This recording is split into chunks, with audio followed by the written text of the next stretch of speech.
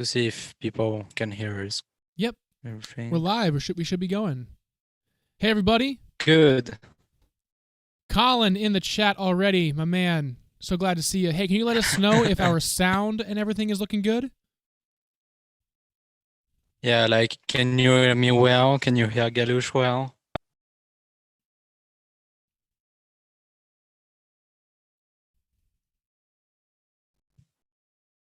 For the very first live stream on my channel, we're going to have the wonderful Colin FX doing our... oh, Jesus, Medrano. Great to see you. Medrano. Let me get that correct. Glad to hear it. Yeah. So this is the first live stream on the Galush Beatbox John Galusha YouTube channel. Awesome. Hello, everybody. So funny enough, I have managed to avoid as much as possible spoilers for the upcoming Krook Beatbox battle, Loopstation, and solo event. The solos I was a little bit spoiled for because I was judging their solo wildcards. But for the Loopstation event, I will be judging the battles. I'll be judging that in person. And with me, I have RIME, the Canadian Loopstation Champion. Give it up for RIME, everybody. My tag team Loopstation partner. Kaboom. Yeah. Yeah. What's going on? I see y'all in the chat. I've got the chat right here. So we are here. We're going to be doing a little bit of an analysis of the top 16 Loopstation wildcards. We might have another special guest join us later in the stream. Yeah, I was a judge for the wildcard myself, so like he can ask me some question, like the ranking I was having in my personal. Exactly. What do I think when I judged the wildcard myself? So yeah, that can be great. I don't have the chat, but if some people in the chat have some question for me as well. Sure, Remy, I can keep you appraised of the chat. I've got an eye on it. It shouldn't be too crazy. We're not going to have an absolutely unreasonable amount of people in here. But welcome everyone. So a couple things first of all, right? I haven't seen any of these videos before, and I'm really looking forward to checking them out. I know a lot of these people, and I don't know some of them. So my thought process going into this is that because I will be judging the live event, I'll be judging the actual battle, I want to make sure that my kind of prep going into this battle is going to be to get familiar with everyone and to really see and get hyped for what they're going to bring in the live battle. That said, we also have another wonderful person joining us, my partner Becca. She's going to be joining us on the stream in just a minute. So everyone say hello when she joins us. Hello. Hi, Becca. Hey. How's it going? Going great. So we are live. We're on the stream here. Thanks so much for joining us. I'm so glad you could join us. This is great. Hello. Some of my favorite people in the Zoom on this live stream right now. This is great. So like I just said, we just introduced Remy. We just introduced myself. We're both kind of judging the battles and whatnot. And now we have Becca joining us just as another wonderful person to check these videos out. I hope you enjoy them. I know like you're not... well, you absolutely are a musician, but you're not a beatboxer. That works. In the event, specifically related to it, right? But it's going to be great to have some extra, just some extra thoughts and analysis. I'm looking forward to seeing what you think of all these for the untrained ear, or whatever you want to call it. We're going to see if my judging was not good or... Exactly. Yeah. Okay. Judges with me was TMY and Dom Tapper. We have kind of similar scores and different ones, so it made that top 16, and I'm really proud of that top 16. Actually, you will see really great loopers in there. So yeah. Lit. Sounds awesome. Yeah, good stuff. So let's start off, right? I know it announces what place people were ranked. I think it plays the first one first. Is that right? Yeah, it's first to 16. Gotcha. So we're going to start off with the number 1 ranked video. Really excited for that. Let's get going. Y'all ready? Yeah. Yeah. Woohoo! Slether got first! Yo! He's awesome. Oh my god. Okay, so before we get into his track, What? That's so exciting. Yo, so Slether got first. I have battled him before, and I had two really close split decision battles with him. That is so awesome. Huge respect to this guy. An amazing musician. I just have no sounds with your screen share. I don't know if it's normal. Let me check that. Hold on.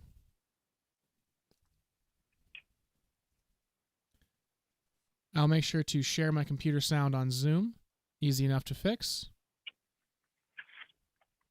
Do you hate that? It happens all the time.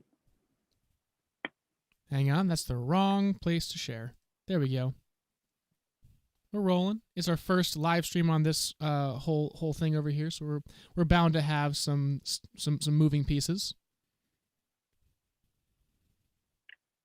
We're currently looking where at did your the video go? screensaver. What? There it is.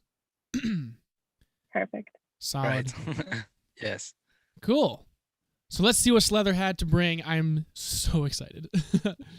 Oh, I got the assigns. I've heard this track. Have I heard this track? He was first. He was first on my personal list as well. Nice. Nice. I want to do the assigns with the input knobs. That was pretty neat. Or the input effects buttons. Nice. I love seeing all the variety, honestly.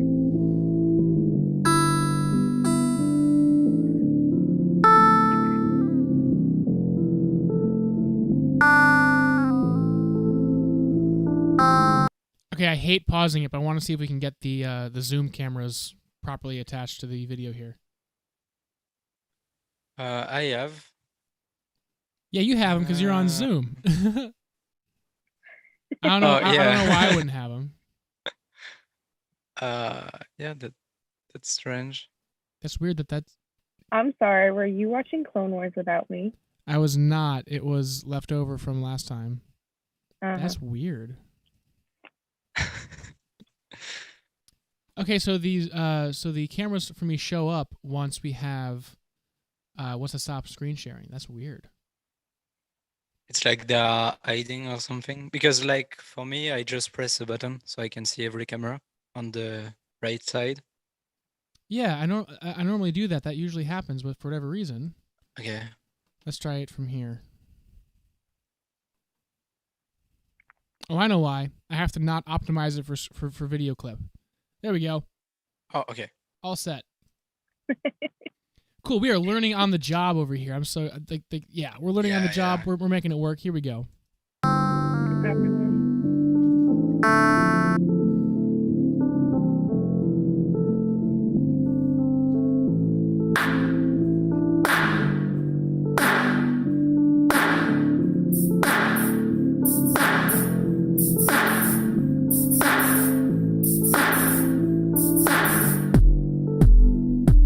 Ooh, that kick drum. I dig it. Why can't I not get rid of you from my mind?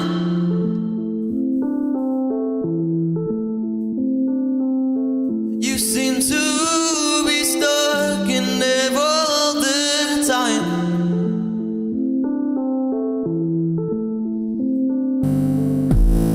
I can't stop thinking about your beautiful smile. The last time I saw you has been a while.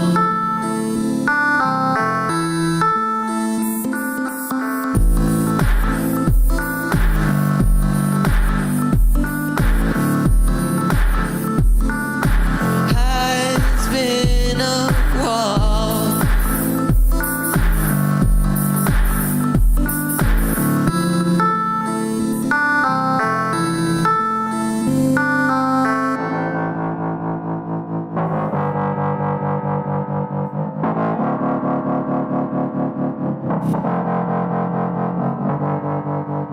Why are you only stuck inside of my mind? Inside my mind, inside my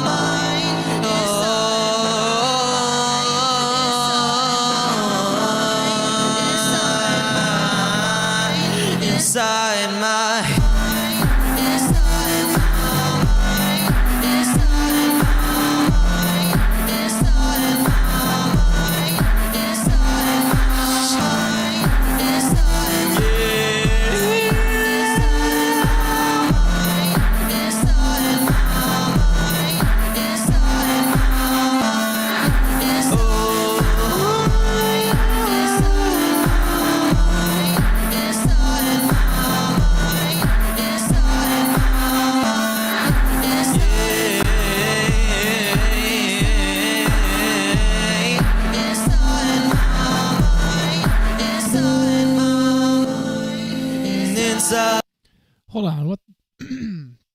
Just checking here. Okay. We're all set. Inside of my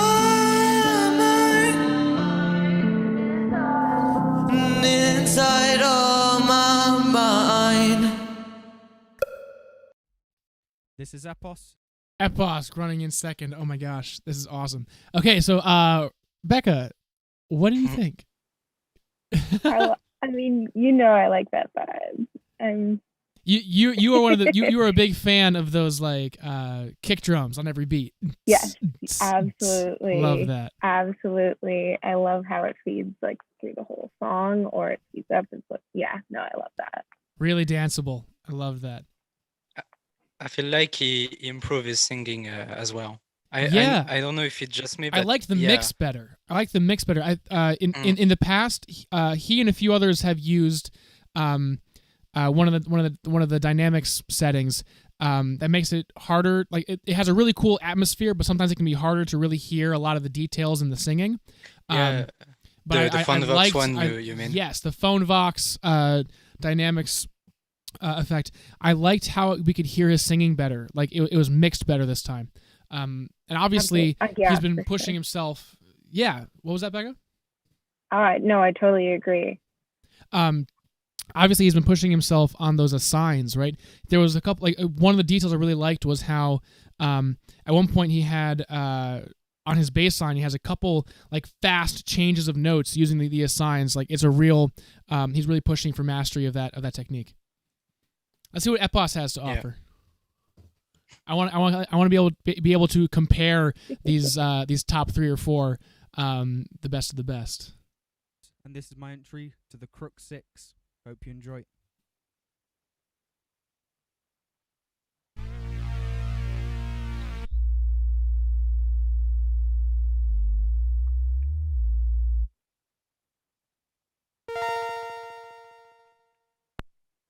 Synth go ooh.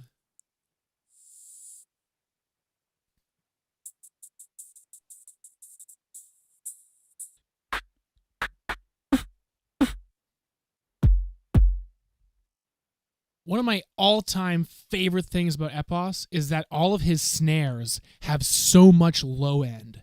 Like his snares are so bassy, it's ridiculous. Yeah, it's because he's a very good beatboxer as well. Yeah, that too. Mm-hmm. So that helped a lot. Totally.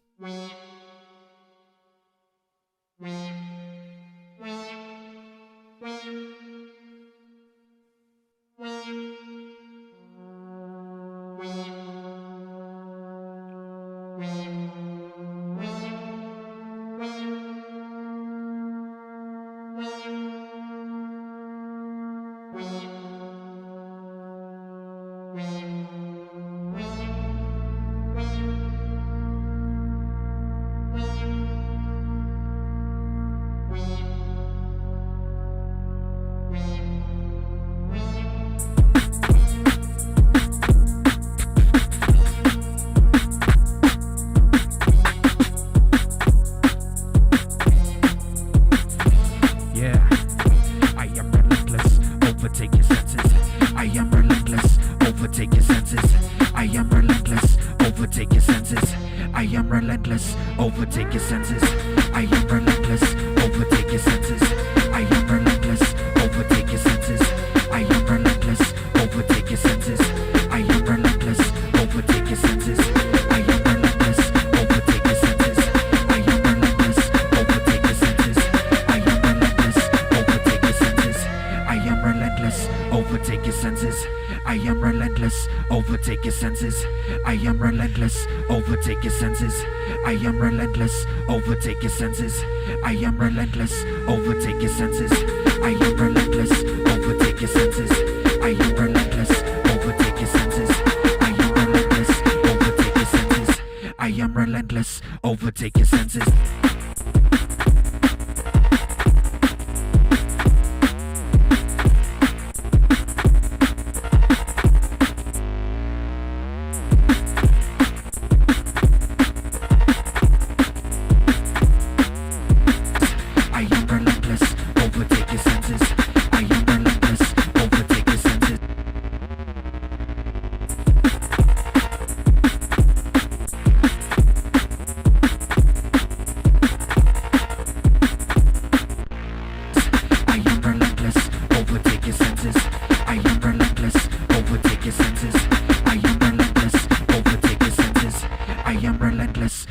overtake your senses.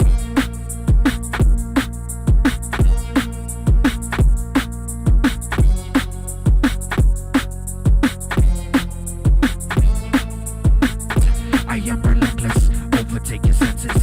I am relentless, overtake your senses. I am relentless, overtake your senses.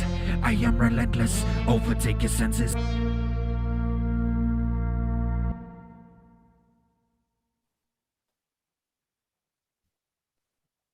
And then there's KBA in third. Wild. Okay. Oh my gosh. Yeah. So one of the things that makes me, I think Epos does so incredibly well is that his mix is always so sparse but so heavy. Like his drums are always ridiculously clean, right? His sound design is always on point. But but one of the most impressive things about that routine for me was the variations in the bass line that he was doing. He had like the like melody in the bass line that didn't show up until later. The variations that were so like expertly crafted and moving from like his build up gave nothing away with regards to what his drop was going to be like, and I loved that. But I did not like his vocal mix. I thought it was muddy. I couldn't hear it very well. That and that's like that would have been like one of the big to compare it back to Slether just a minute ago, right? Slether's vocal mix was excellent, right? Maybe his sound design choices could have been a little bit more present, you know? It didn't have quite the same level of kind of heavy, clean sound design that like is because of the way that Slether's using like the assigns and like the 505 sounds as opposed to the second device sounds. Like there's a lot of that to think about, right? But the mix for like I mean those kind of two like the mix and the sound design choices, right, are the things I'm thinking about when comparing those two. I love how he brings in the snare. Like he brings in the drums before everything else comes in. It's like he's got that like. I love that. So good. I liked how he also had like really clean layers. Every layer was very individual, which is something that stood out to me. Yeah. For sure. Yeah.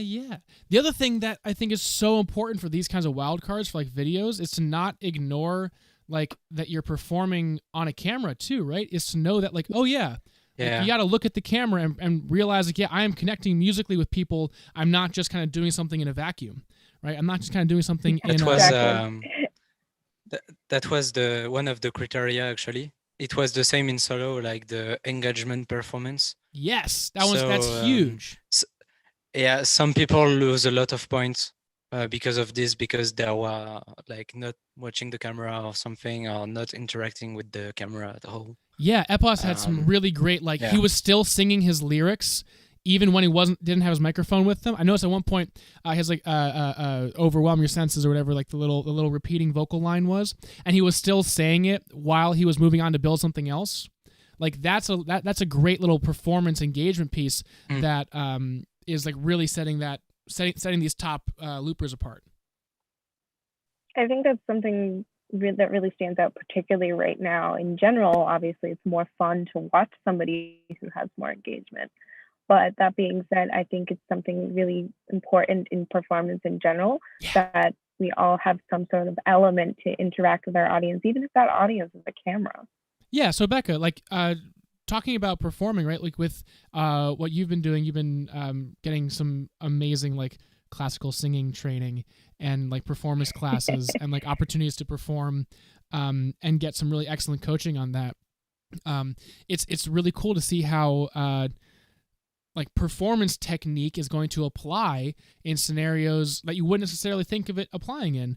But especially like you're totally right to point out the fact that the video element, especially with like everything being online with COVID right now, the video element, you have to learn how to perform on camera, not just make your music, not just nail all your singing parts, not just nail all your effects and whatnot, but remember that you're on camera too. Right. And I hope to see like this all translate into really awesome live shows. Like I want to see some of these people who have been just absolutely killing the game in the online sphere break into live shows and break into live performing. And that's like that is going to be one of the defining metrics, is not just is your music amazing, but can you do what you do in videos in a live room? Yeah. That's something that I've been pushing and practicing and for myself as I make my summer plans with like COVID safe returns to live music making ambitiously. So let's see what KBA has going on. Taking 3rd place. KBA, what are you doing? Come on. Only 3rd? No, I'm just kidding. Oh my gosh, he's You're awesome. a jerk. I am so excited because because KBA, I haven't seen much like battle material from him recently. He put out he has been pushing himself to create some awesome like melodic and sound design and like songwriting stuff. I want to see him get some like battle energy.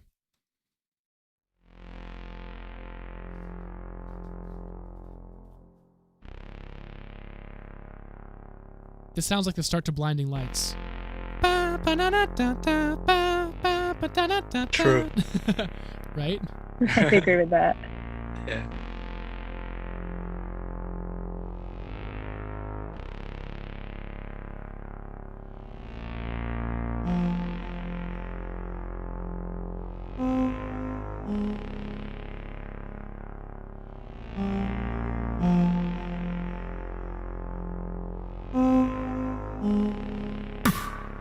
What? Yeah, I love that snare.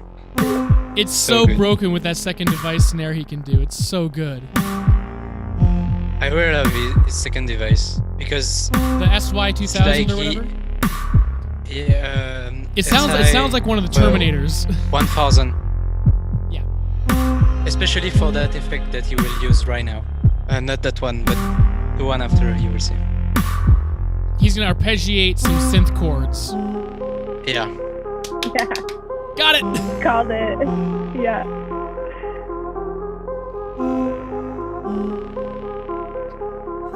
Don't wanna change. I don't wanna change. If I will die the same. If I start to feel what becomes real. I don't wanna change. If nothing stays the same. If I start to feel what becomes real. He's truly a master of atmosphere. Totally. Don't wanna. Oh, that reverse. Again, it's so heavy. Like there's no mid range, but Yeah. it's so heavy.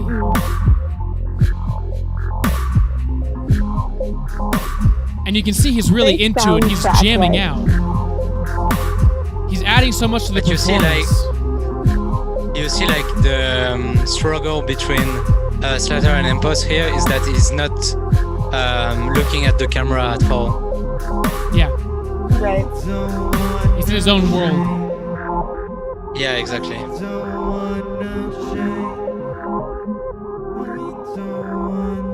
It's almost soundtrack like. Yo guys, my name is Saijo Yeah. from Germany, and this is Saijo, I am not as familiar with this looper. Cannot wait for what he's bringing. Yeah, just to hype you, he was first tie with. Sorry, what was It's that? so good. Yeah, you cut out. For a second. He was first. He was first tie with Slether on my list. You Oh, will see, awesome. it's so Oh. good, so good. That's awesome. Cool. Let's get it going. Battle Loopstation. See, that's a great thing performance-wise immediately. He has different lighting for his intro than he has for his actual recording. Check this out, right? Yo guys, my name is Saijo from I think Germany, it's and the this same is a lighting. wildcard for the He Krook just and do effects. some color correct. Yeah. Yeah. But that looks sick. That makes me think of Rhythmine's 2019 GBB wildcard video, where he has he uses like he uses a visual effect for that like scared by me routine. That's like so creepy and stuff. It's I love that he's taking advantage of the medium to enhance his performance.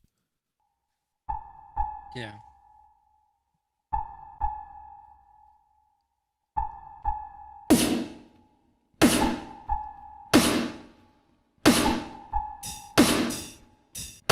I like it already. That's good flow too. It's gonna be one of those just kick, boots and cats kind of beats, which are a dime a dozen. But his flow is actually really good with where the hi-hat's placed. Wait, you will see. Oh, that gives me chills.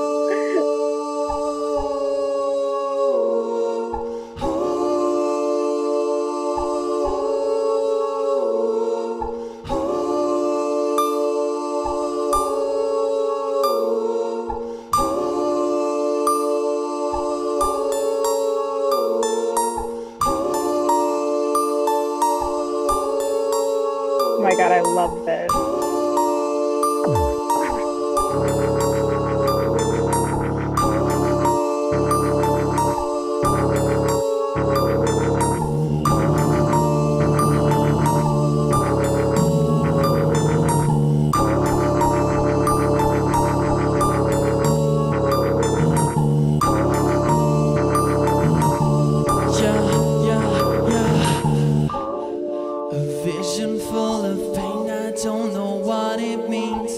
Vocals. This guilty feeling haunting me inside my dreams. Sometimes I feel like I'm going on, because I fear the monster I've become. The monster I've become.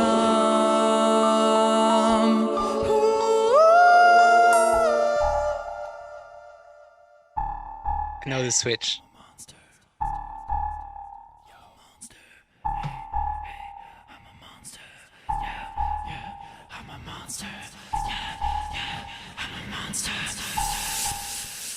Those details with the panning delay.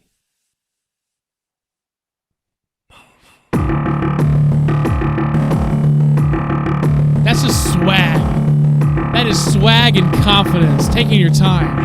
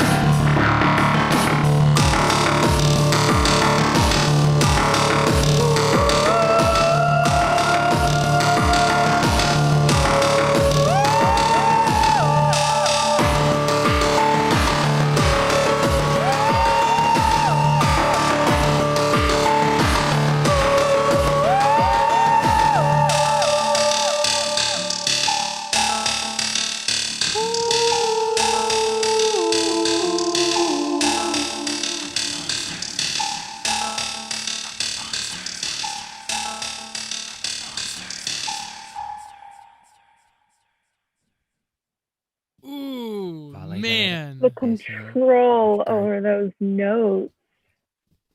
Yeah, I mean, speaking of atmos, I mean, Becca, you were talking about it being a what was I saying? I'm losing the word. It's a soundtrack, right? It's a soundtrack vibe, but that one is for like a werewolf, a werewolf movie. Sure, Yeah. sure. I was talking about the last song with that one, but yeah. Exactly right. Yeah, but dude, building that atmosphere, that's so awesome. And I loved how much he took his time. Like I give him a lot of point in originality, because for Completely. me, it's so original to switch that vibe. You know, Oh my he's gosh, singing yeah. and then, yeah, the That I'm a really monster low thing. dip and just kind of like So good. oh. So Really? keeping the Like, intensity even when you're taking all those layers out and you're still and you're making such a big change in the middle of your song. Like you've been building the song for a while, like you have no idea where it's going to go when you change it like that. it's true, yeah. Yeah. I mean, all three of these top three have had such unique and individual sounds. They're someone that you listen enough to them, you'll be able to recognize that. Oh yeah. You will see the next one is really interesting. 'Cause If you I'm never not heard familiar of with this person PSN, either. Yeah. yeah, so you will see he's using only 505, but you will see his sound design on it is like, I can describe it. The way you will see the way he Let's check it built out. and everything. This is so good. Let's check it out. I actually have to duck out, but y'all Go ahead. have fun. See you later, I'll Micah. see y'all later. Cease. Again with the video elements as part of the performance.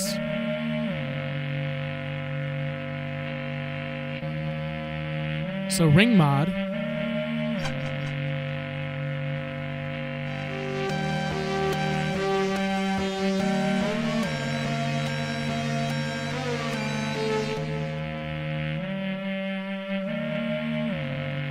Excellent combination of phaser and granular delay there.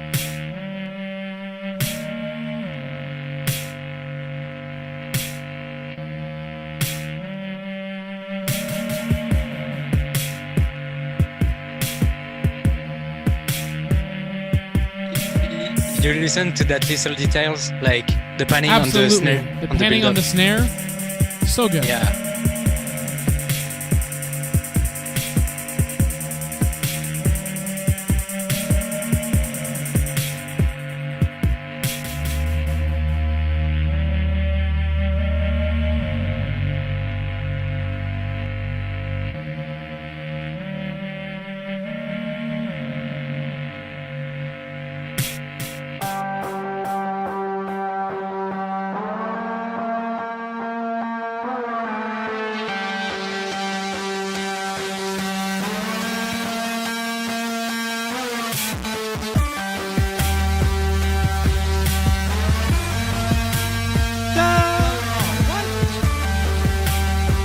Yeah, that transpose is so perfect.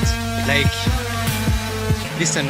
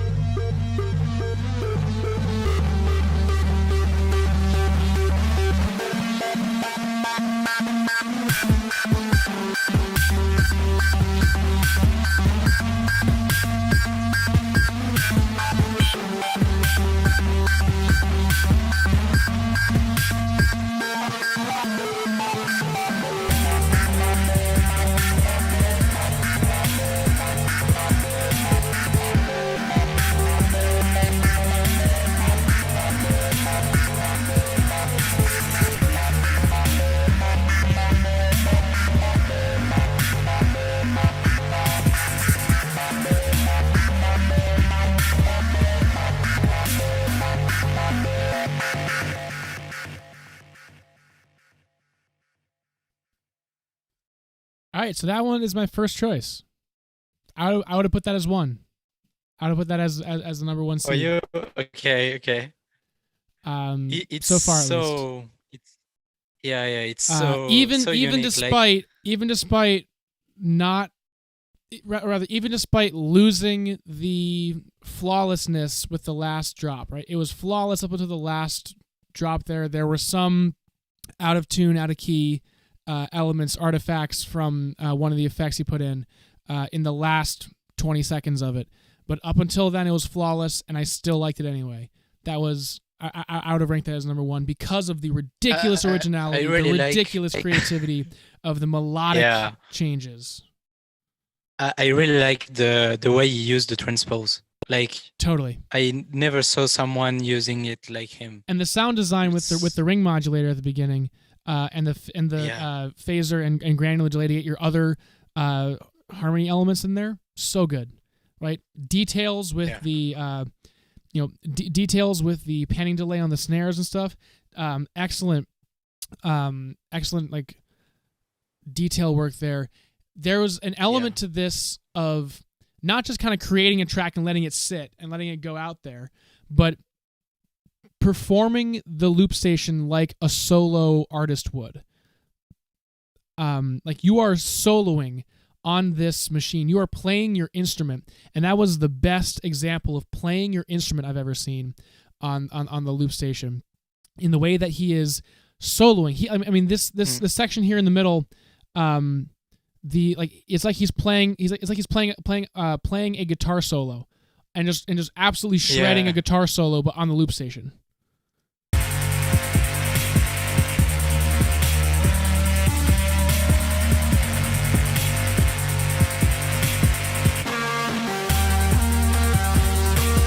Look at that. That he is just shredding a face-melting guitar solo, but on the loop. That is so original. That is so creative. And the performance element of being able to absolutely nail, like, making the machine feel like you're playing an instrument that is as alive and as, like, singing forth your music as you possibly could want it to. That, plus, obviously, the dope visuals, right? That's a really sick use of zoom backgrounds and whatever. Like, yeah, number one for me, for sure. For me, it was 7, but it was close because, like, to give you an idea, for the wildcard we saw for the moment,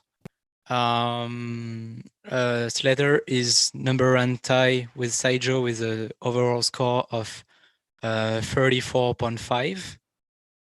I got KBA second with 33.5, and Epos third with 33, and he's 7 because there is some tie.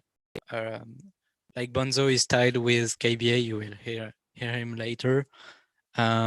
And I got someone tied with Epos that you will see later as well. Ooh, nice. But PSN, the one we saw, is at 32.5, so it's like 2 points from the win from the first seed. So for me, so it was really close. That's incredible. That's so great. Let's see what Bonzo's going on, because I haven't heard much of Bonzo looping in a little while. I haven't heard some of his more recent stuff. Whatever, let's go. Also, I want to pause for just a second to give some love to Remy for the amazing visuals. Like, check out all of these awesome visuals and video editing stuff. Thank you. Dude, get that second Instagram with all your visuals and all your designs and stuff out there. I love that. Let's go, Bonzo. Auto-tune, nice. Like, I have an account, but yeah.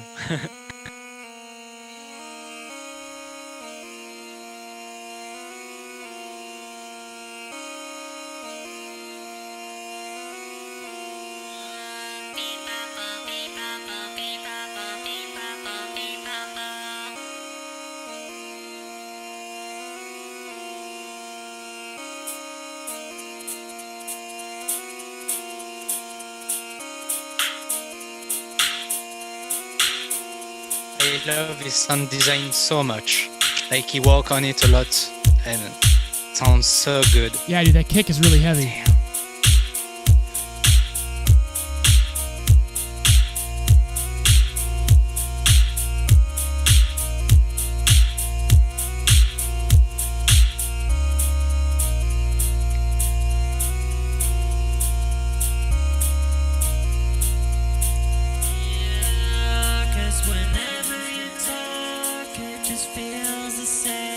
Just go out with your friends while I'm left home with pain.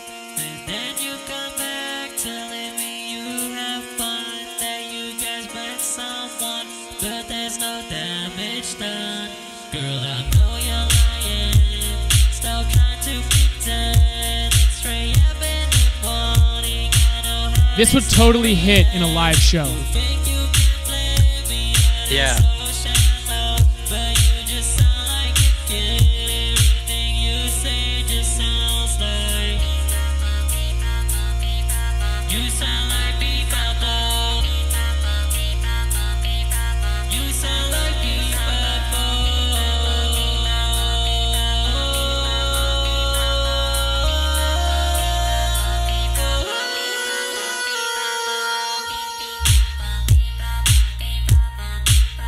Oh, I set that up earlier. The beat Nice. shift. You can listen like to the little detail, the beat shift. Oh yeah.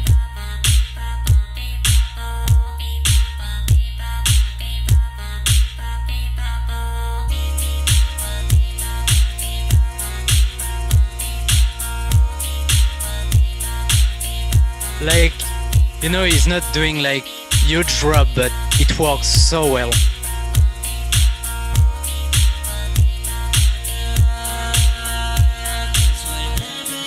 Yeah, it's a really effective structure.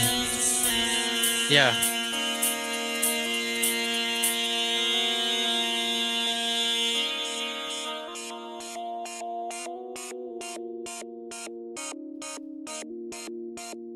Man. I'm so excited to judge this live. And after we watch the top 16, I will announce you the team if you want, because the team were picked up today. Yeah. So yeah.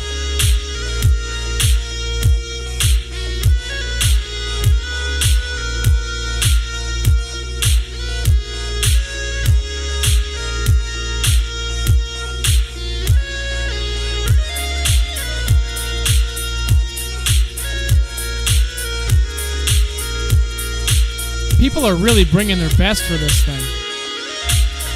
Yeah, that was really hard to judge because of that. Because there is so many good wildcards.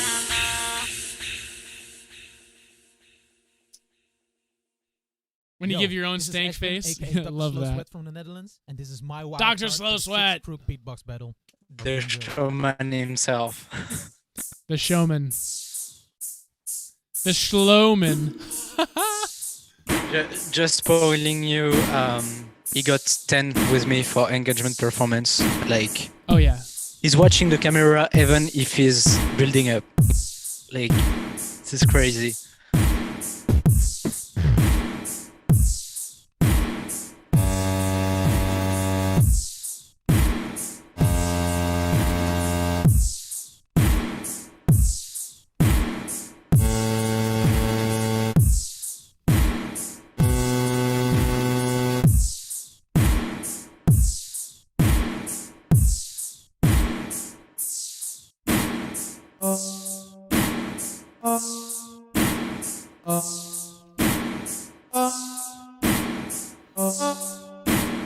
This technique is so hard actually.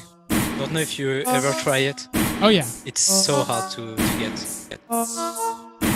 Because you need to sing a flat note and then turn the input knob at the right time. And he's still getting panning too. He's keeping all his notes Yeah. in tune and changing the panning on them. Excellent.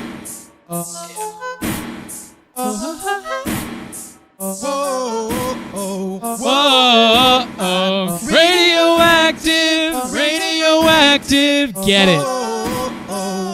Oh, radioactive, radioactive.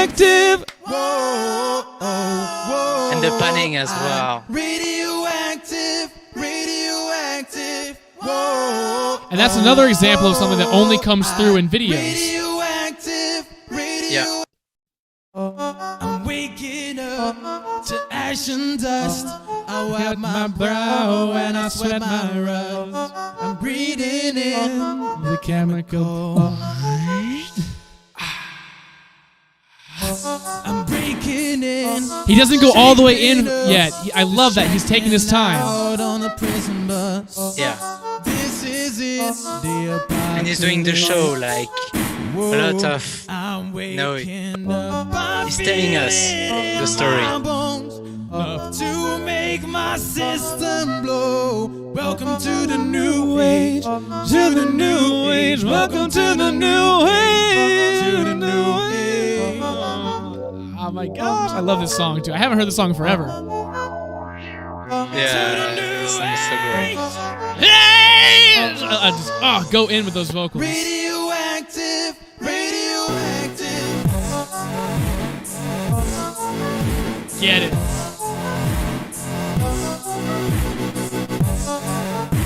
That nice tremolo wubs. Radioactive, radioactive.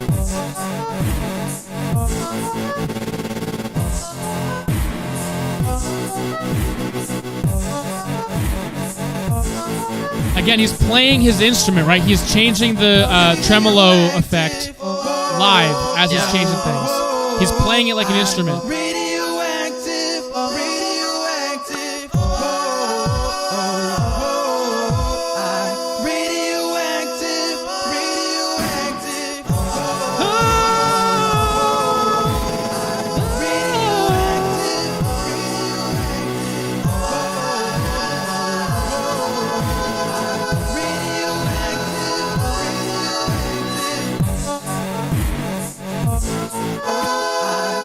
Ooh, nice.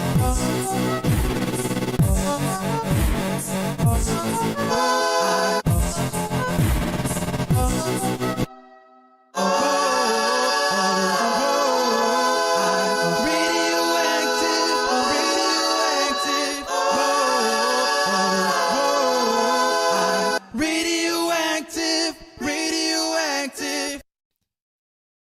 Okay, so let me just kind of respond to that track, right? Because I thought it was great. It was so enjoyable. The energy was fantastic, and that's honestly like one of the biggest things for me is the performance energy and the vibe you create. Yeah. Obviously, fantastic singing, like excellent use of some great techniques. The drums were I don't like the mix on those drums. I think I also would have done a different. Yeah. I would have made different choices about the rhythms he chose to use for that song. I think that song has a lot of great opportunity for like more, not necessarily more interesting or more complex, but I would have made different rhythm choices with how I placed my kick drums, how I mix things in particular, right? So like my only beef with that song is in the drums a little bit. Everything else, like it's so sing along with the bull, making up words over here. Yeah. It's infectious, the energy and Yeah. like just that's a great example of a great cover that still has a lot of original a lot of originality in how you approach the cover, right? As well as maintaining kind of the central identity of the original song. He really nailed that kind of middle ground of his own spin on it and keeping that kind of key central identity to what that song, to how that song keeps its, like how you can still identify with that song and still really have the original song come across, but keep your own spin on it. It's excellent work. Yeah. For me, it just lost point.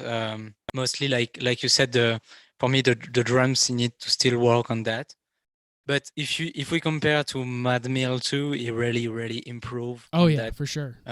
Mostly because of the team battle, because KBA. Yeah, gave KBA him, got him tips. a lot of help. Yeah. Yeah.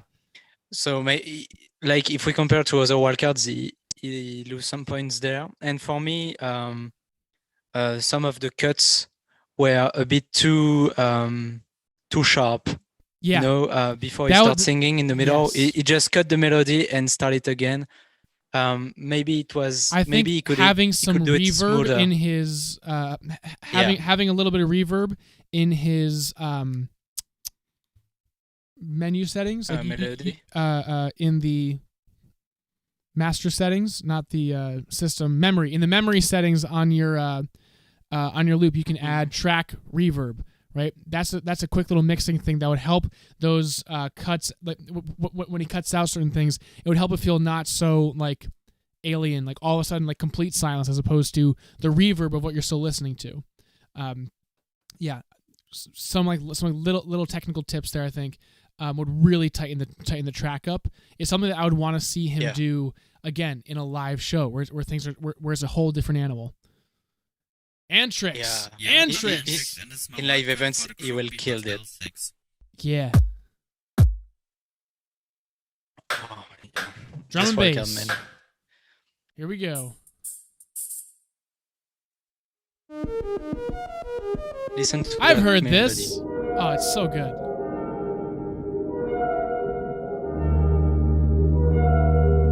That filter thing is so good. Oh yeah. Like,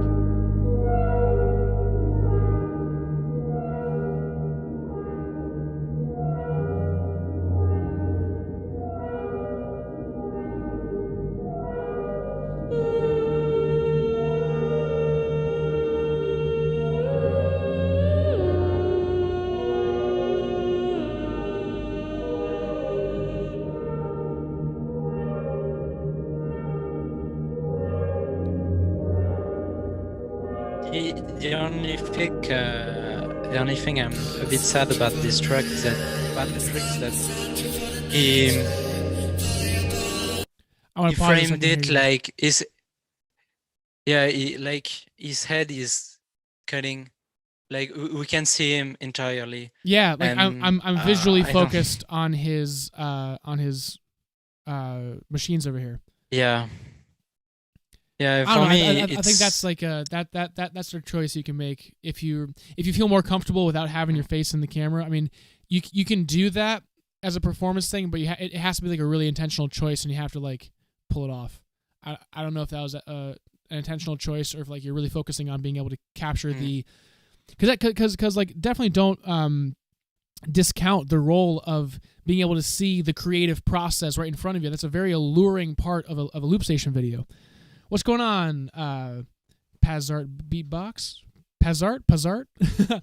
Some pizza art happening in the chat.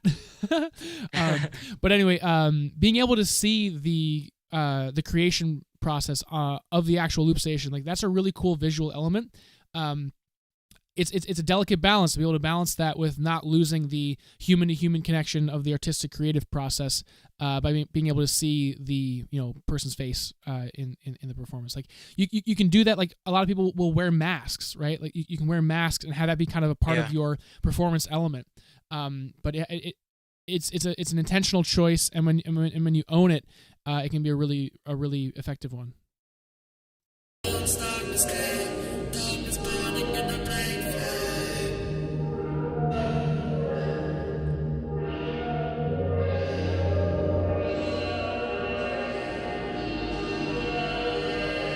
I don't really know what is this, but I think it's a reverb with a lot of D-level. Yeah, it's reverb with the dry wet mix all the way wet instead of so there's no dry signal. Like you're not hearing anything that's recorded on the loop banks. All you're hearing is the reverb that is producing. So it's this really kind of cool spaced out, like not anchored effect. Yeah.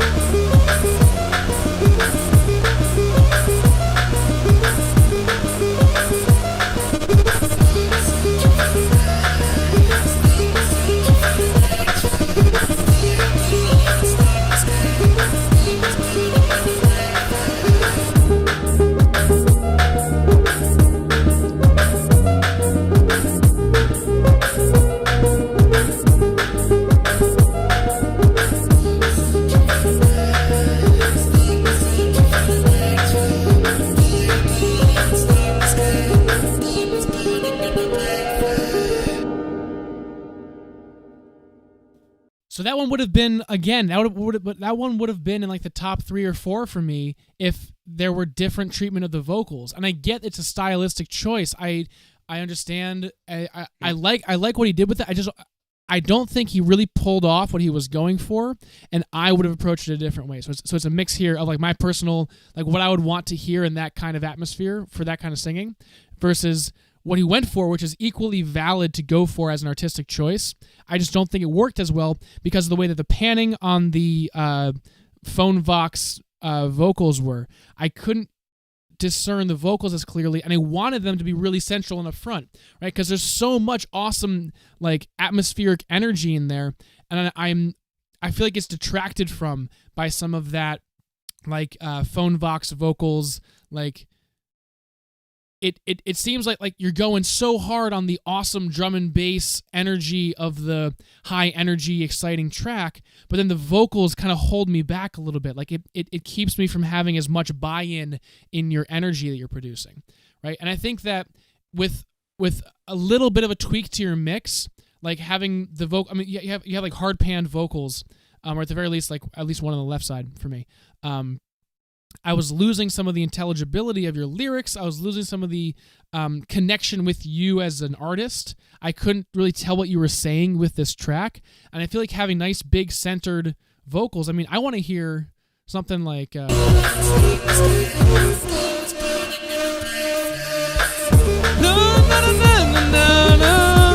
whatever the lyrics are, right?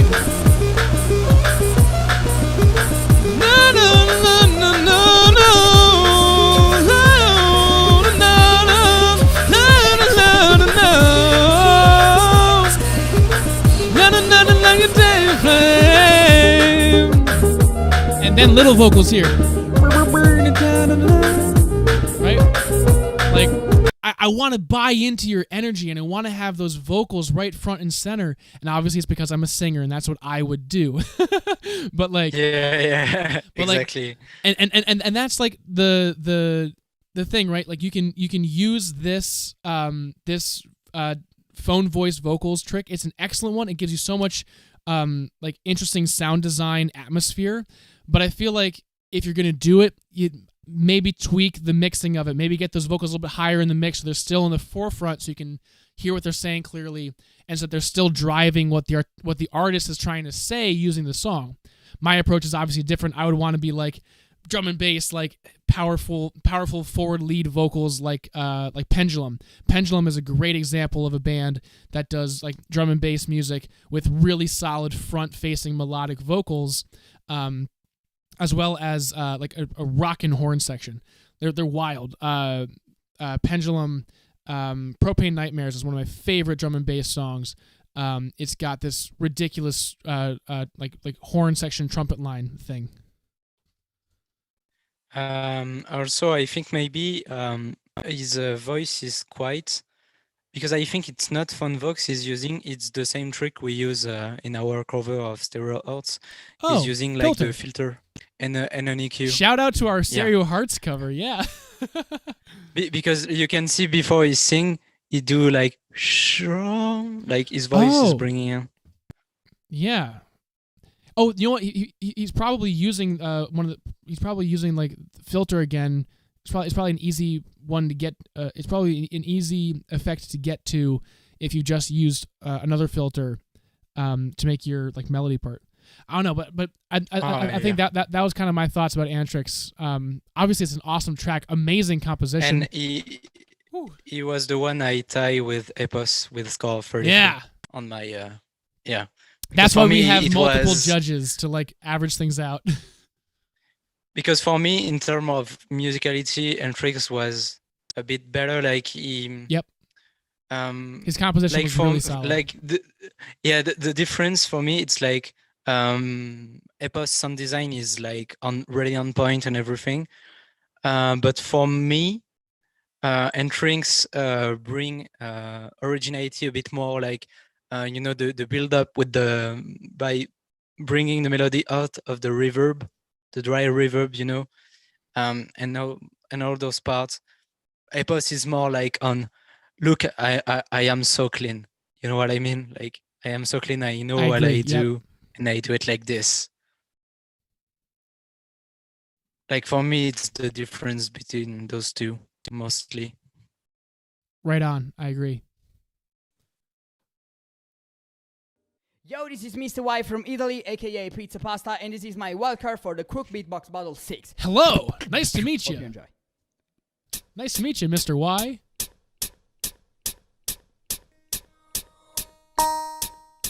This one is going hard. Like,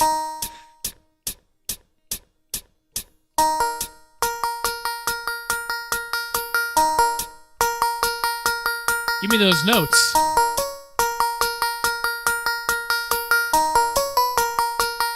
Ooh. It's suddenly minor with that extra note in there.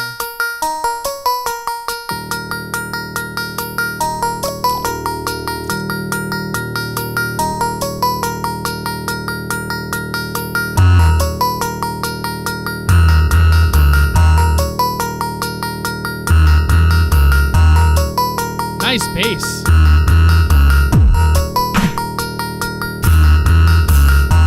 Ooh, I like that. That dubstep drums.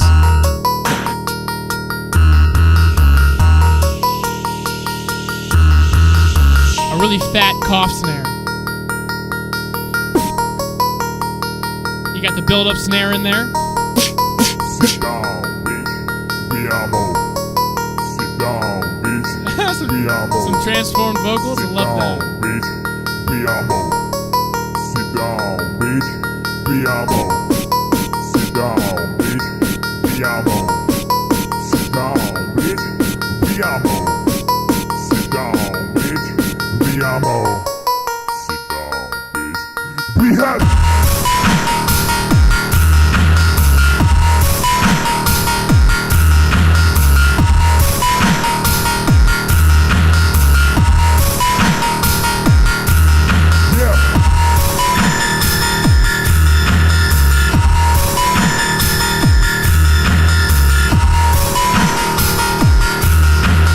Wow, wow, wee, wow.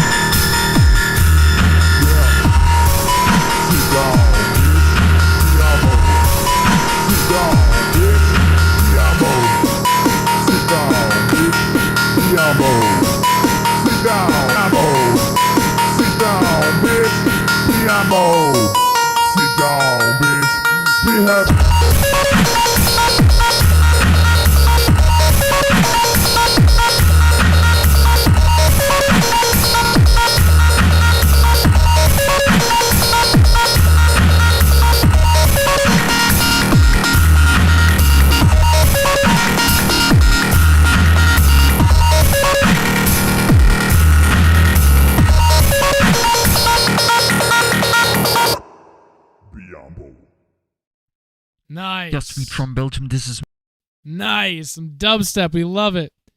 Dude, I had nothing bad to say about that, except maybe there was a little bit too much distortion. Maybe it was recorded at too high of a gain, so it kind of got a little bit like crunched instead of like nicely distorted. Also, we lose a bit of quality with this video because, like on Epos, we lose a bit of quality. I don't know why. We try to fix this as much as possible, but sometimes, we lose a bit of quality. Yep. Because we upload the video and then we and have to re-edit them it and into another mix. Yeah. Dude, that was great. I mean, you know me. I love me some good Loopstation dubstep. Oh man, I want to see what Yasui's got going on. I'm excited to see what Mr. Y does in the live battles, because I think dubstep is one of those things where it works like it is an absolute like ghost pepper of a seasoning. Like, you got to be decisive with it, and it's easily something that can ruin your chances. But just the right amount at just the right time can be really, really helpful. That kind of reminds me a bit of the Skrillex routine, with those high notes and everything, the way he's going in, like I did in Gen B against you. Yeah. Throwback to that excellent fail. Oh my god. Let's see what Yasui's got, because the last thing I heard from Yasui was the anime intro cover. I got to see what he's doing next. This is ridiculous. Oh yeah. What an awesome clown. He's a hilarious guy. He's got a YouTube channel doing all kinds of like fun like Omegle stuff. Like he's a funny dude. It's my actual take for the Krook wildcard. Take one, let's go.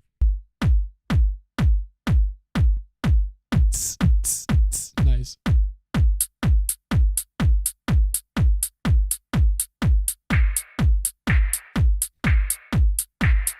So real quick, I'm noticing that he has a silenced track over here on the far left side. I'm assuming that's going to be used for some kind of a sign later on in the track, but obviously it's against the rules to have something like pre-recorded, so I'm assuming that is for an assign later on. My actual take for the Krook wildcard. Take one, let's go.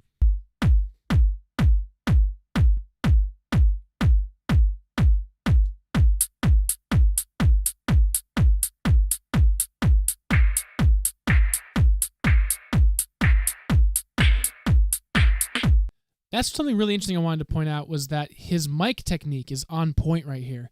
He's not having his microphone all the way up to his face when he's doing his spit snares at the beginning, and that keeps a lot of the kind of muddy low end out of his mix. That one of the things that is really, really challenging about the 505 for mixing is that because you can't separate out any channels, you can't EQ anything in post once it's already in there, is that if all of your tracks are introducing a bunch of really muddy low end from like mic sound and everything, and like the proximity effect of being really close to the mic, it amplifies lower frequencies. You can get a really like good sounding song to have a pretty muddy, gross mix, and that choice to have your snare farther away from the microphone, it keeps some of that low muddiness out of there that like you wouldn't notice until you were trying to mix it, but and you wouldn't notice it until it was something that you were looking for.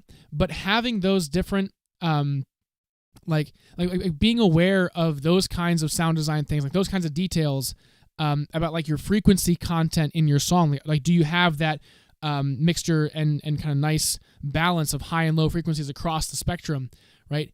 Adding in too much kind of accidental unpitched low end can really make your song sound messy and muddy without really meaning to.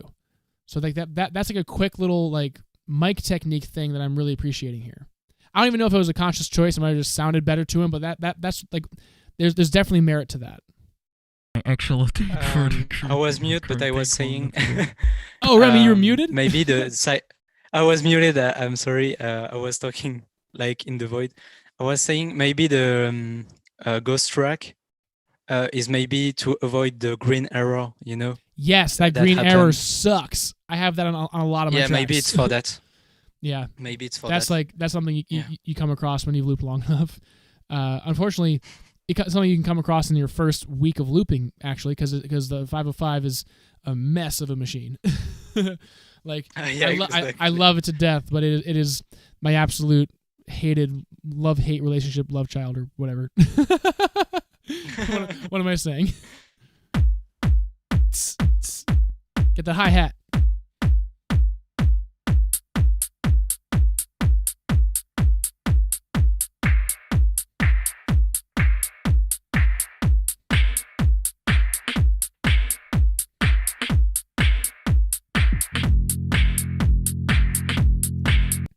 Yeah, so I'm going to pause it just for a second. I have a question in the chat from KXY. The green error, right? So the green error on the loop station happens when the internal processing unit of the machine, for whatever reasons, just has an error. It can't take in the extra information. Either it's like trying to overwrite too much digital information at a time, and it just kind of conks out. But every so often, we call it the green error because your green looping bank, like the play stop button, that's like green and red, right above the letter Y right now, will flash green to tell you that there's an internal processing delay and it can't keep up with your signal with your signal intake.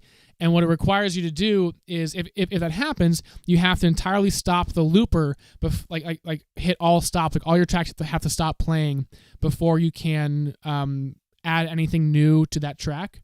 And it won't play what you've just recorded. It's a really frustrating error, and there's really no rhyme or reason for it. Like sometimes it just happens because there's too much CPU being put on the processing.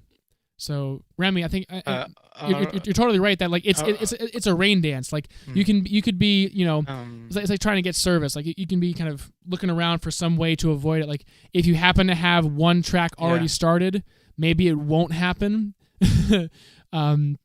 Like it's gonna be like if you wear a coat today, it's not gonna rain. Like that kind of thing.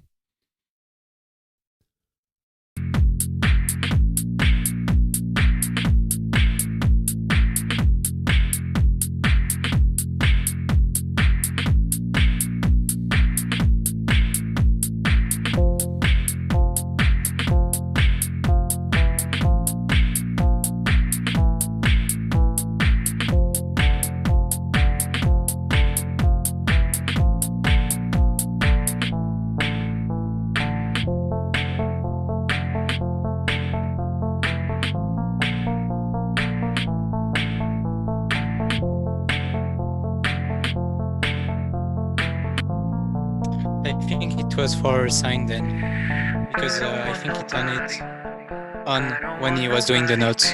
Yeah. There's something about your body that's got me thinking of nobody but you.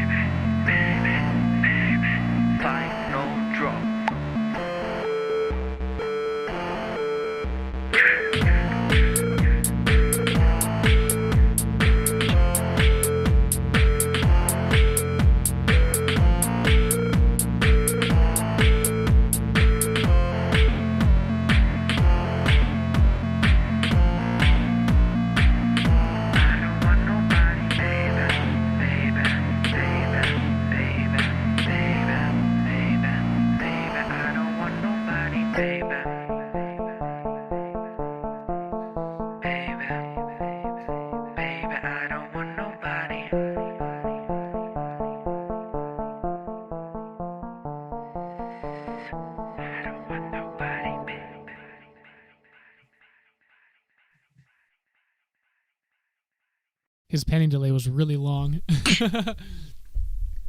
Yeah, I don't have much to say about that routine. I mean, I think it was a pretty safe, well structured, well executed, using a couple high level techniques like those assigns. But I think it's kind of fitting right in that kind of 9th or 10th place spot. Let's check out Cryptic. What is Cryptic going on? Actually, it was a tie between Yaswid and Mr. Y. I don't know if you saw. Also for Saijo, PSN, and Bonzo, it was a tie for 4th place because it's the same score. Like there is the gotcha. ranking. So and the score. so it's 2 9ths. Nice. Okay, gotcha. Teal, keeping an eye out for those Cryptic's facial expressions. Nice. Yeah. So that's something I'm immediately noticing is that his mic gain must be really high, and it's sitting on the desk like that. There's a lot of mic movement desk stuff getting into his music. But you will see, because he did like some quick record, it will not that much interfere with the whole track. But yeah, for live performances, that's gonna be dangerous. That will be an issue, I think. I mean, that's the thing, right? Is that there are so many things in the Loopstation world right now that are really, really only doable, or maybe not only doable, but really have found their niche and have found their like really high level execution in the video context that I don't think are going to work as well in a live thing. Like being on a live stage is a totally different animal when considering all of the sound design stuff you got to do, all of the like performance elements you have to have. Like it's a whole other animal.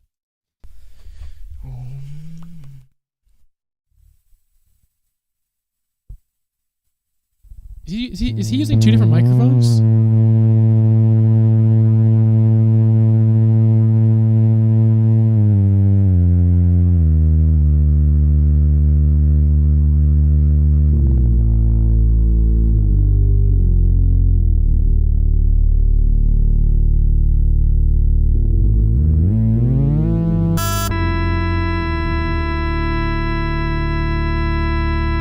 Holding the finger. I'm still building it.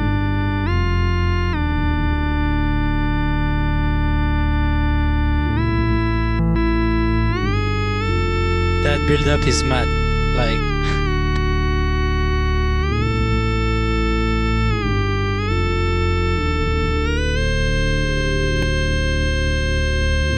I think there's a cleaner way to do it. Yeah, probably. I like his chord progression so far, though.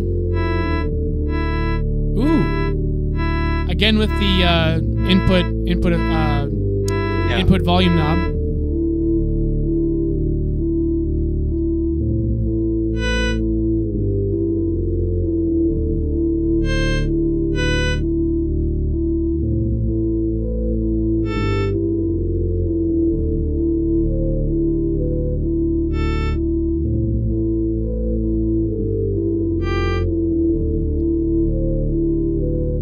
So I think he has a second microphone. He must have one going into the Helix and one going into the RC505. Wait, hold on. It's been so long, I'm so sorry. Right, Teal in the chat made me told me to look out for his facial for his face impressions. Yeah. Hold on a second. Wait, guys.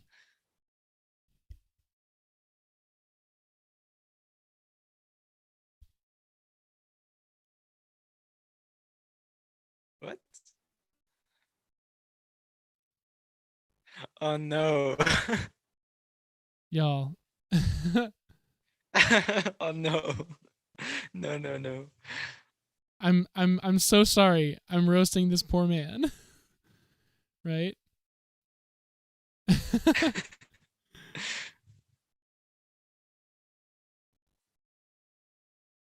not scared. Hang on. Oh my god. And that's an iconic face right there.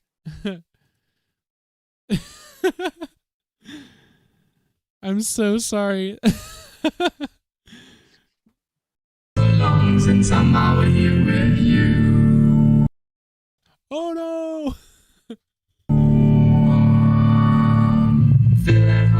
He's way better looking. He's got much nicer hair. You take me to a place where my senses fade away. I really love that vocoder. Like, oh yeah, vocoder is great.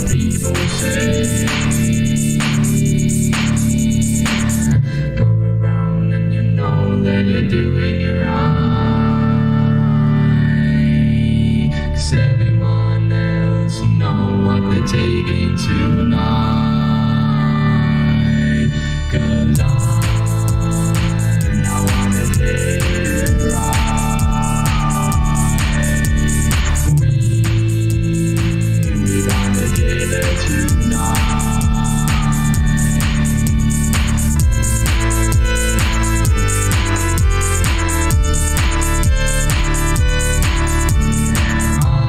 Great cover.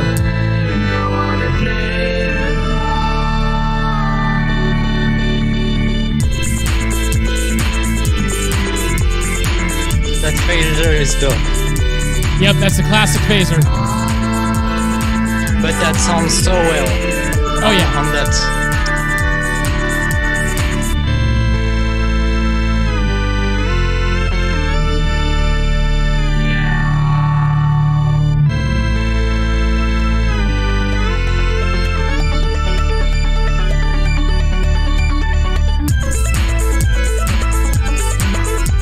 Ooh, nice.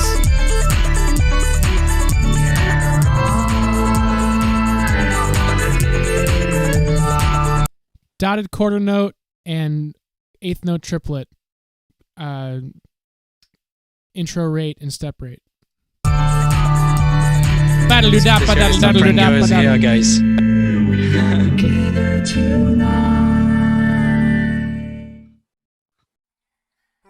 Tonker. Oh, Remy, you did him dirty. He's got all his handles down here, trying to get some promo. Okay. Trying to put out his Instagram handle.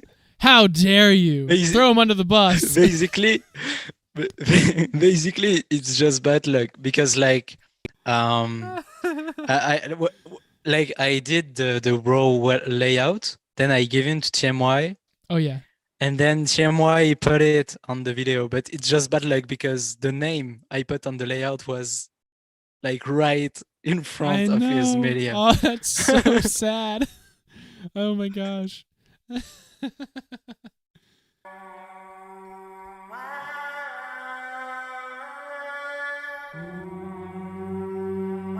Got some octaves there, nice.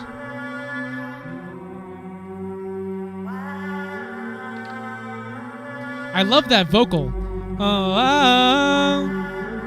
That's a really nice mix.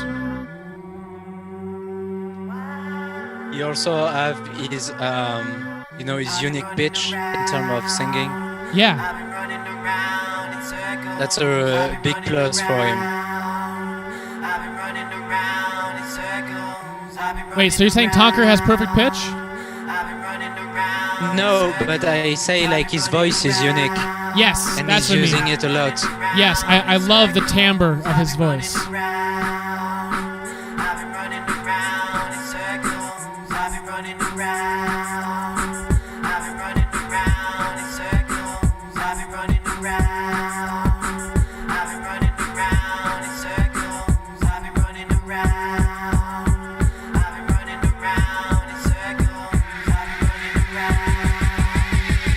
Ooh, some flanger.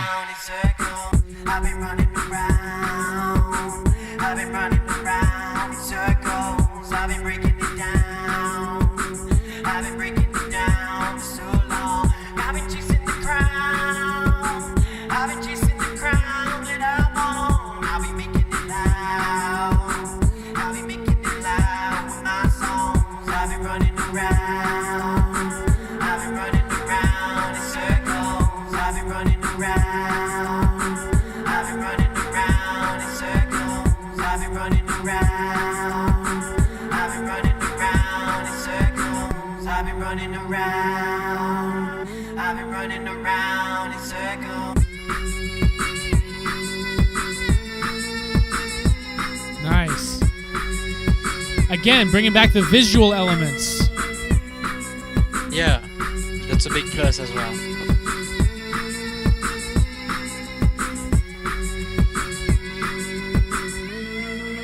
One, two, three, four.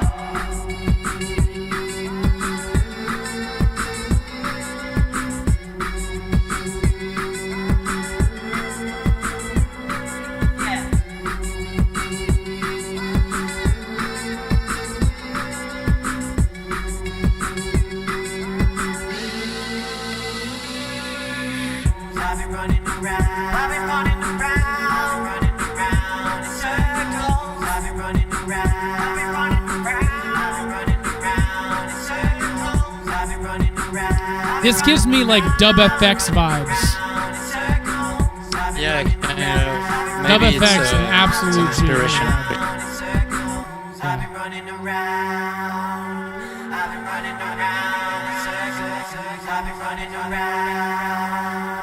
I've been running around in circles. I dig it. I dig This it is for sure. a really, really good entry. Hey, Micah. The only Yep. the only thing is that for me, he lose some points on the sound design, because for me his snare is not coming through that much. Yep. Through the mix, you know, it's it's too quiet. Yeah, for me, I agree with you. I think there are some tweaks in the mix. It could be brighter. What I really wanted to see, so with a track like that has that kind of ascending bass line, is I want to see variations, right? Because those kinds of bass lines are effective, and they're great for jamming on and for vibing. They easily lose their momentum though if you don't keep adding variations, and that can come in the form of either changing up rhythmically, like adding in a different drum track, right, or adding in a different kind of counter melody or something, right? But those kinds of chord progressions, those kinds of like bass line driven, like ascending motifs kind of thing, it can get repetitive and lose some of its energy and lose some of its steam. So having some, like, I would want to see him develop this track more. I think that there's so much potential to it. I would want to see him develop this track more by adding a counter element to it, like adding something that it takes us away from that kind of core bass line, gives us somewhere else to go. Gives us somewhere else to go, so that the return to that bass line feels even more exciting. Like also for me, something, but maybe just my opinion, but something that made me he lost like only 0.5 points for in structure, because for me at the beginning he did like a build up to a drop, and then the drop is just the melody with him singing just something that isn't recorded. Like he just developed a bit the lyrics, but there is not that much impact after the build up he did. That's what I'm saying. I don't know if that's clear. It's clear. Yeah, thanks. And I really value your input. I'm so glad you could join us. You could join me for today. I wanted to see that develop more. Like there's so much potential to the track. I want to see it develop and evolve over time, so that some of the ideas, some of the motifs that are really, really effective can shine in the broader context of the song. I want to see Micah. I'm really excited for this next track, because I know that Micah brings some absolute fire and some huge energy. Oh, this is a funny story. You see how his knobs are replaced? Like he lost his input and output effects knobs. He and I were talking about trying to find replacements for them, because you can't really buy just little specific parts to the machine. But he found these at a hardware store, and they fit right on like perfectly. And they're not built for the machine, obviously. Like they're the replacement little knobs. But he and I were like just kind of laughing at the stupidity of not being able to buy the individual little pieces, because those pieces break off, like the fader knobs break off, like if you put your Loopstation in a backpack, or if you have to travel with it somewhere, something's going to break off of it, and you got to be able to replace those little those knobs. Also, you will see on his build up, he's building up the delay bass in a way I never saw before. Let's check it out. You will see. Like he's pressing the button and the delay bass is playing, as opposed to doing it with the volume. Yeah.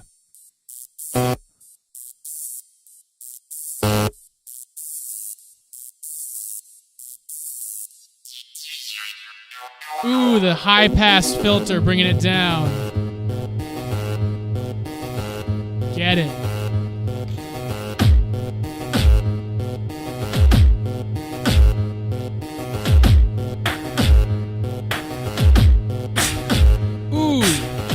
Yo, that kick is basically a snare. It's got really heavy low end, but also has high end like a snare.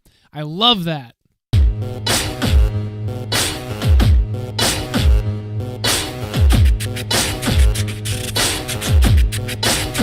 It's really, really heavy, but he's missing some flow. I want it's really kind of heavy on the beat, but I want to see some groove to it. It's missing just a little bit of flow. Like that's what I'm noticing immediately. I love that though.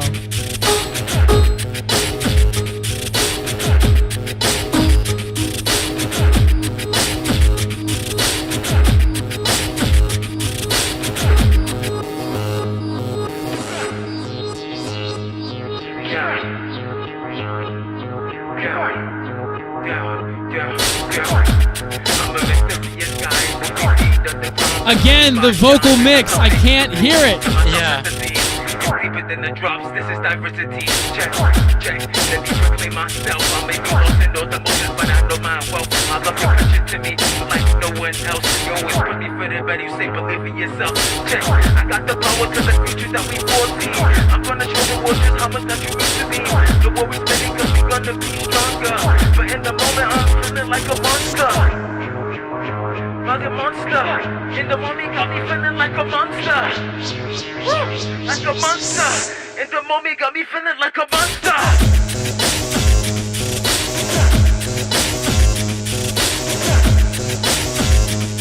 Yeah. Got me feeling like a monster. Got me feeling like a monster. Like a monster. In the moment, got me feeling like a monster.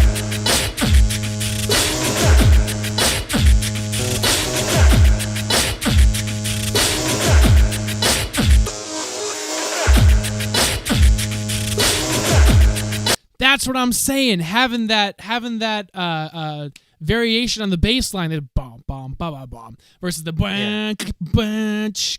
Having those two to go back and forth between, it gives you so many more arrangement options. Yeah.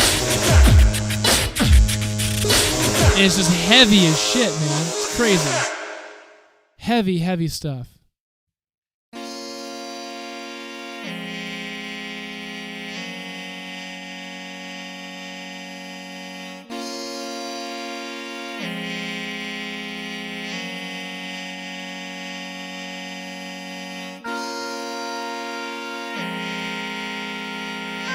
Ooh, nice.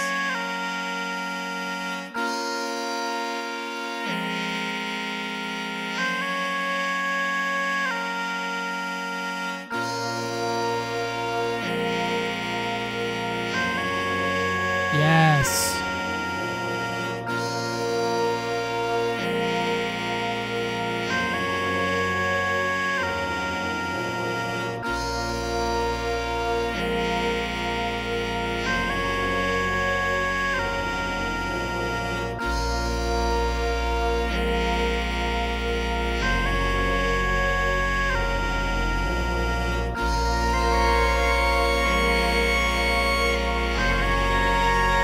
Yo, this is epic. I love this.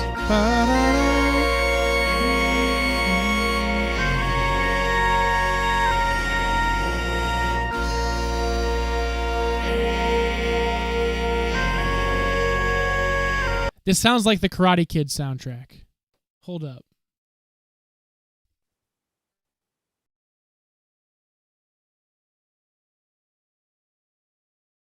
Like the 1984 version.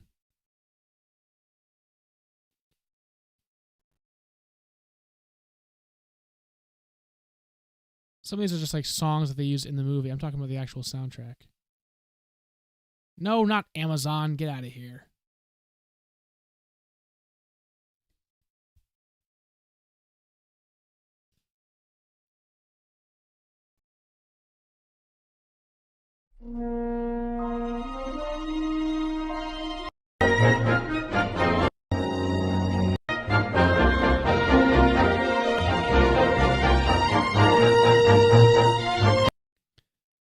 I know I'm not crazy. I know that there's definitely that little motif. It's in the final fight scene. Hold up. I'm not crazy. I'm ruining the point of this stream, but this is something I really wanted to explore. Hold on.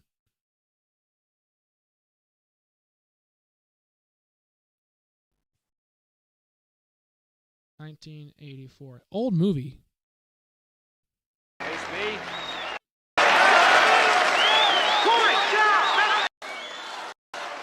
Sweep the leg. Orange, nothing. Ready?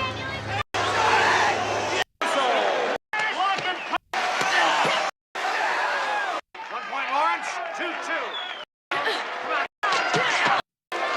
I can't believe there's no background music to this scene. I totally thought there was.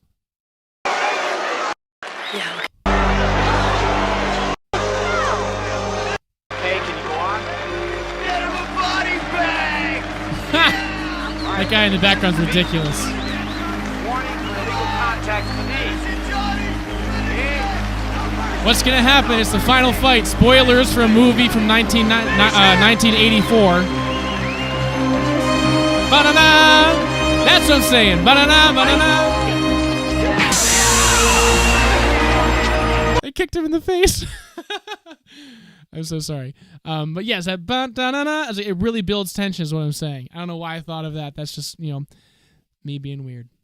Thinking of music references from a random movie. Hey, it's my stream. I can do what I want. Na-na-na. Just like about to do the kung fu kick, like they're lining up to battle.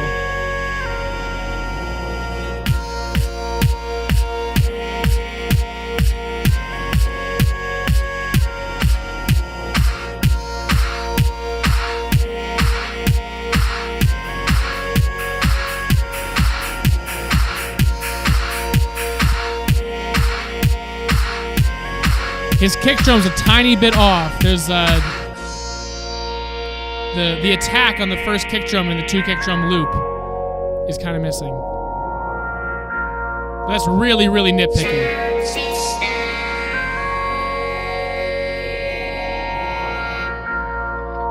Clockworks really improve his sound design. Oh, for sure.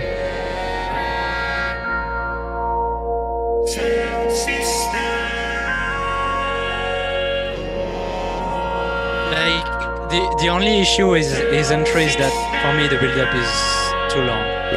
Yeah. I hear you. It didn't help that in the middle of his build-up, some random intro from a movie showed up and was like playing kung fu music. That's hard to say. Kung fu music. Because overall, this is a really good entry, but totally. This is something I would want to see at a live show, right? I would want to go and get tickets and buy tickets to see Clockworks perform this music on stage, where there's not a 3-minute timer he has to be in.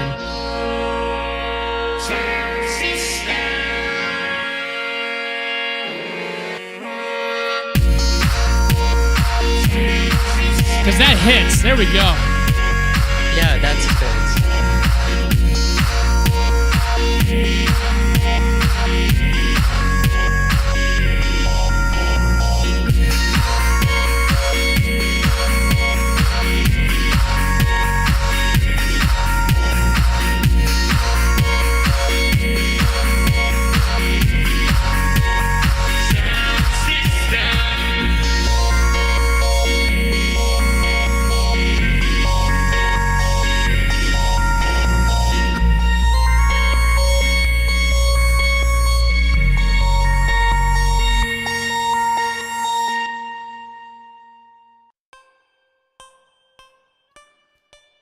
So yeah, I really like that. I really love his sound design. He's really come so far with that sound design.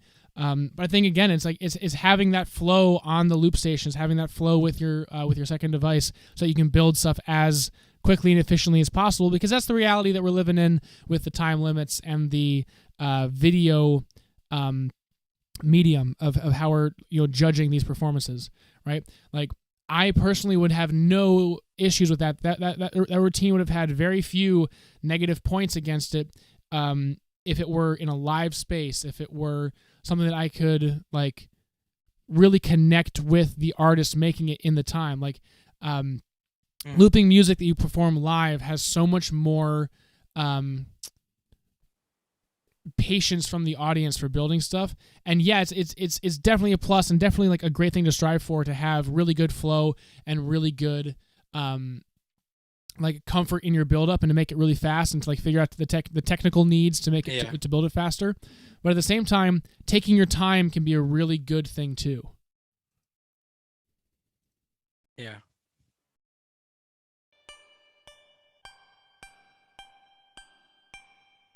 So Senec, I have not heard this one, this looper very much. Definitely intrigued. Ooh.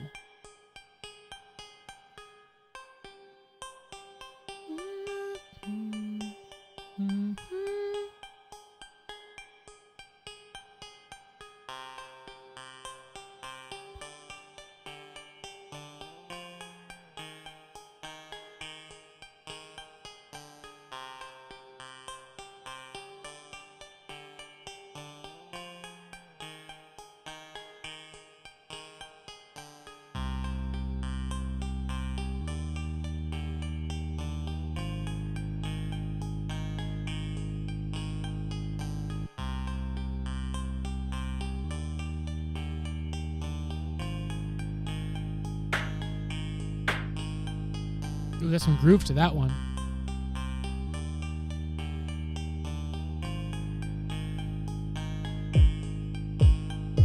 What's going on? I see y'all in the chat.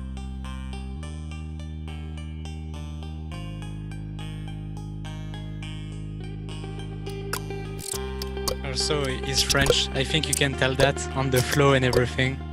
Hey, you know what? He had I'll take it, you know? he had that French flow, like that you can only find, I think, on The French don't have a monopoly on flow. They're just really good. Yeah. Yeah, exactly. I hear you, man. This is so clean. I like it. It's really clean. Right? The drums can be mixed a little differently. Like I want them to be brighter and more in my face because they're really pushing a lot of the song. They got so much flow. Why hide them in the back?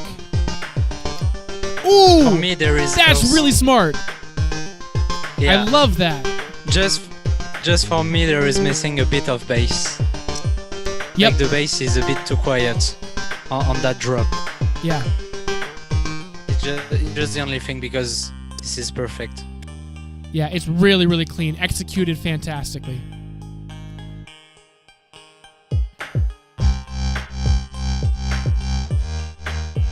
A little bit of M-Age showing up there.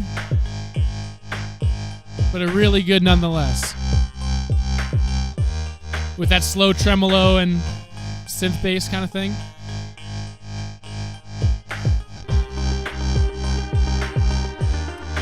And the slicer panning delay. Like, some of these are really simple effects choices, but they're really, really effective. Like, they're so good.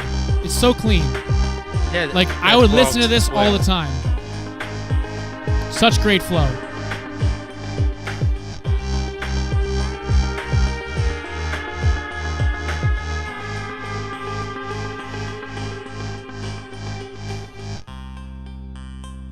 It doesn't have that wow factor, right? It doesn't have that like, oh, crazy, like huge high energy moment, but it's so clean, it's so good, and it's so enjoyable to listen to the whole time. Colin got 16! Hey! Yo, my man Colin. About damn time. About time. Oh, my word. Dude, so proud of this kid. It was really close. Like he deserved the 16 because he's like 2 points higher than the 17s or 2 points. Yeah. 0.5. So there was a proper distance between 16 and 17. Yeah, but 17s and 18 are Taco and Sensei, and they were pretty good as well. Like for the last spot, like I would say between Senec, Colin FX, Sensei and Taco, it was like hard. Oh yeah. like the scores were pretty similar and sometimes different on every judging sheet. So yeah. Yeah, I'm excited for this one. I want to see what he's done. I want to see how he has progressed. Right. I'm curious to see how this looks. Our video for the Krook Beatbox Battle 6 Loopstation category. Let's go.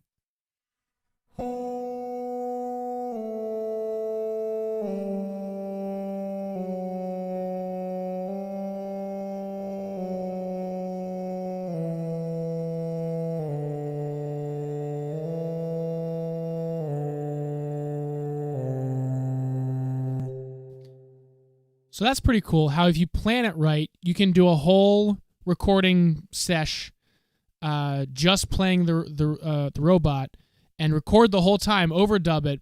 But because you know exactly how it's going to sound, because it's the robot, it will tune with itself. You don't even have to worry about it. That's that's a smart thing. But then we lose some of the, like, I want there to be a consistent element the whole way through that kind of ties the track together.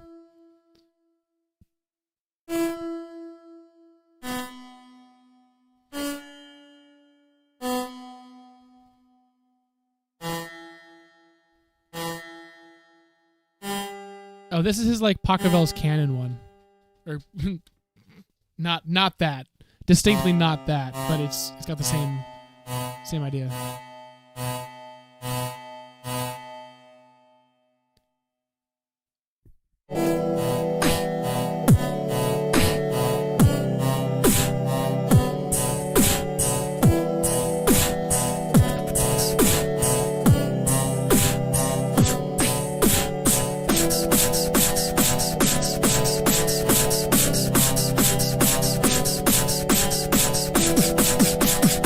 Double snare.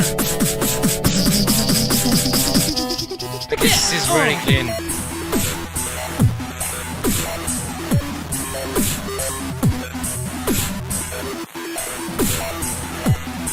Our second dubstep track, or at the very least a second, like, you know, kick and snare and kick and snare track.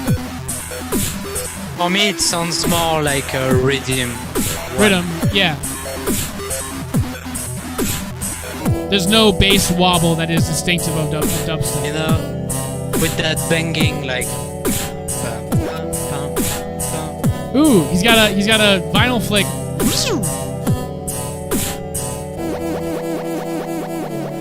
I don't know if it was vinyl flick or whatever. I kind of just didn't really pay attention.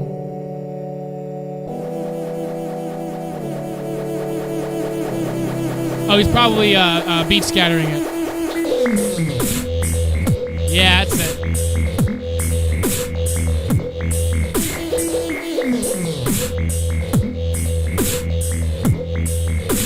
That vinyl flick. Really nice bass tone. It sounds good. Oh yeah. They're really common but really effective techniques. Like the rate he puts goes well into the rhythm. Yep. No, it da da da da da da. Yep.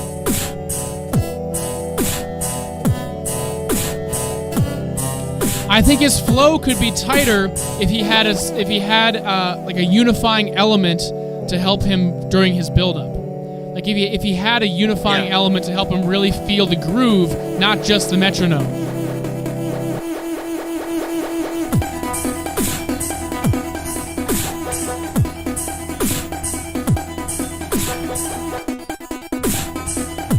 Because he has those excellent little breaks, those little variations and stuff. He's really good. He's really good with those variations and changing breaks and stuff. I want to see a unifying thematic element tied through.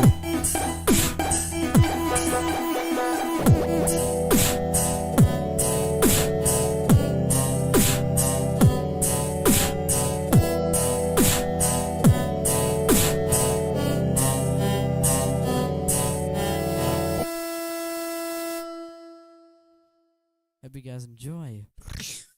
Hey. And that's that. Awesome stuff. My word. But now I will give you the team because we did the picking today. So Yes, the you teams. can know. How do you want to share? Yeah. How do you want to share that?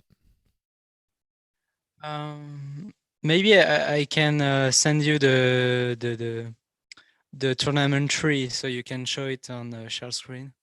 Yeah, sounds good. So you can see the oh shit, you can see the setting as well, because there. Let's check it out. Basically, it was very interesting because the setting it was made like with the overall score of the team. You know, when they are put together, we just like do an addition of both scores, and that give us the setting. Gotcha. It's uploading. What is that? Is that on Discord? Yeah, on Discord. Cool.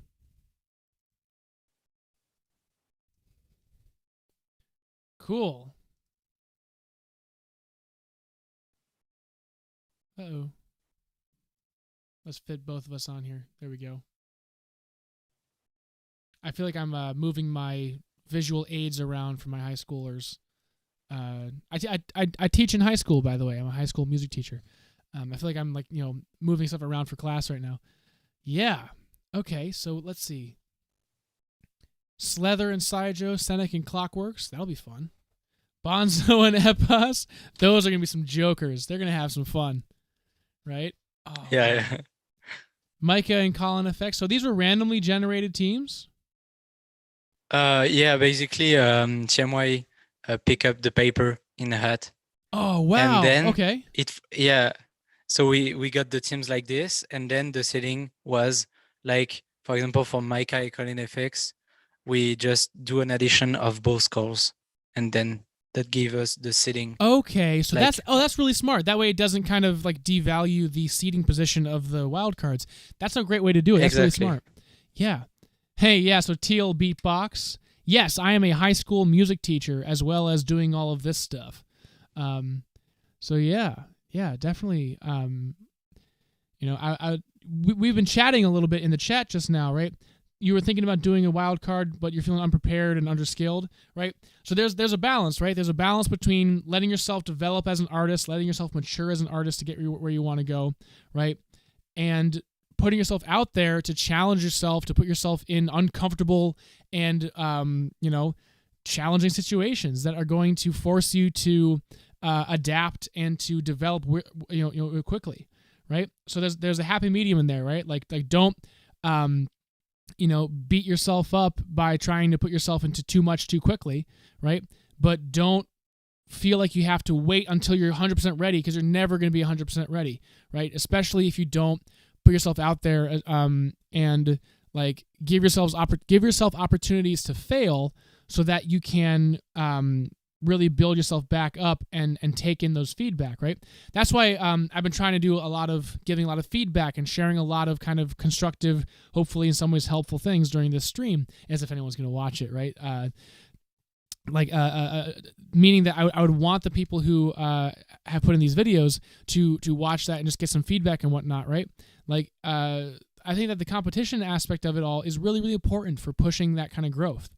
And then, of course, so here we have the last couple teams, Dr. Slow Sweat and Mr. Y. That's going to be cool, right? That's going to be a cool little combo, right? Because that's what I want to hear is how the teams are going to work together. I feel like this is a really, really unique format that offers a lot of awesome like tag team dynamics, but you can like do callbacks to other people. You can do really interesting counters. I think there's a lot of awesome opportunity for like super cool counters and stuff here.